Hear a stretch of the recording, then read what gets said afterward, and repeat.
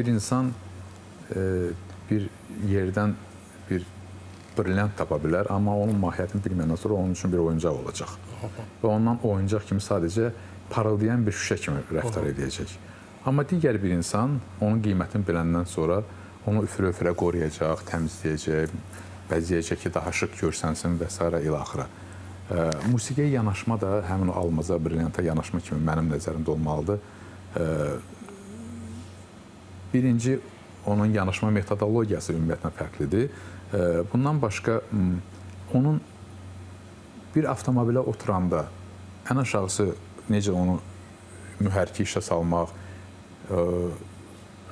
əyləci necə basmaq, necə ötürücüyə atmaq, necə getmək, necə tutmaq sükanı və s. Bunları bilmədən o avtomobilə oturmaq düzgün deyil də. Yəni, heç qoymazlar da oturarlar və dövlət qayda qanununa görə, yol hərəkəti qaydalarına görə polis görəndə ki, bu düz sürmür, saxlayacaq, cərimə eləyəcək və s. maşını hətta əlindən almağa qədər. Bəli. Bu məsələdə də, məsələ bu yerdədir. Yəni, o qədər insan bu məsələyə ciddi yanaşmalıdır. Çünki dediyim kimi, bayaqki söhbətimizdə kimi, musiqi necə ki müalicə eləyir, eləcə də dağıda bilər. Orqanizmi dağıda bilər, psixikanı dağıda bilər. Və buna görə də həmin o məsuliyyətsiz şəkildə yanaşılmış məsələlər nəinki özünə, həmin edən adamın özünə, indiki zamanda, bu internet zamanında, bu şəbəkələrin bu qədər çox yayıldığı zamanda ətraf mühitə çox pis, mənfi təsir göstərə bilər. Həm psixoloji durumuna, həm sağlamlıq durumuna, ümumiyyətlə, mənəvi durumuna.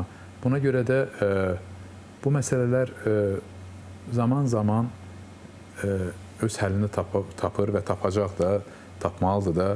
Çünki başqa tərzdə bu yaxşı bir nəticə gətirib çıxartmayacaq. Heç bir dünya tarixi zamanı cəmiyyət nə isə özü həll edə bilməyibdir. Çünki cəmiyyətin, mənim ixtisasım birdir, sizin ixtisasınız başqadır, sizin ixtisasınız başqadır. Onun hər bir sahənin, riyaziyyat olsun, fizika olsun, musiqi olsun, istənilən bir sahənin özünün peşəkarları var ki, bu peşəkarlar da zamanında həmin zamanın dəbini müəyyən edirlər. Bir lokomotiv rolunu oynamalıdırlar. Və onun qoyduğu istiqamətlərdə də bütün dünya mədəniyyəti, dünya musiqisi inkişaf eləyib, gəlibdir və günümüzə çatıbdır. Buna görə də sadəcə yəni həmin insanların yetişməsi, bir, dinləyicilərin mi deyim, tamaşaçıların mı deyim, vətəndaşların mı deyim, bunların da musiqi zövqlərinin inkişaf elətdirilməsi.